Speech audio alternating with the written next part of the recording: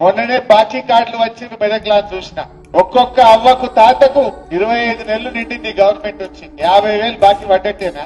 ఎవడన్నా కాంగ్రెస్ వాడు రేపు అవ్వ దగ్గరకో తాత దగ్గరకో ఓటు అడుగుతే ఏం చెప్పాలి? బిడ్డ 50,000 ఇచ్చినాకనే ఓటు అడగాలి కాంగ్రెస్ వాడు అని చెప్పాలి. ఎవరైనా చెల్లె దగ్గరికి పోయి ఓటు అడిగితే 62,500 బాకీ పడ్డావు ఇచ్చినాకనే ఓటేస్తామని చెప్పాలి. నిన్న ఒక చెల్లె అడిగింది, టీవీలో చూసినా మీరు చూసిందో లేదో, జోగిపేటలో దామోదర్ రాజనరసింహ గారు చీరలు వస్తుండ్రు, మంత్రి గారు చీర వస్తుండే నీ చీరతో నా మహాలక్ష్మి పైసలు ఇవ్వను 62,500 ఫస్ట్ ఇచ్చినాక మాట్లాడు అని మంత్రి గారికి ముఖం మీదనే చెప్పిందా లేదా?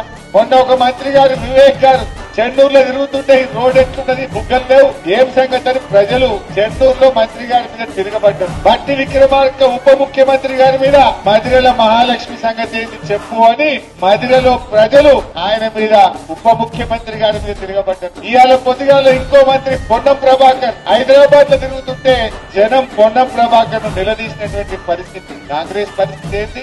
మంత్రులను ఉప ముఖ్యమంత్రిని ఎక్కడికక్కడ ప్రజలు నిలదీస్తున్నటువంటి పరిస్థితి ఉంది.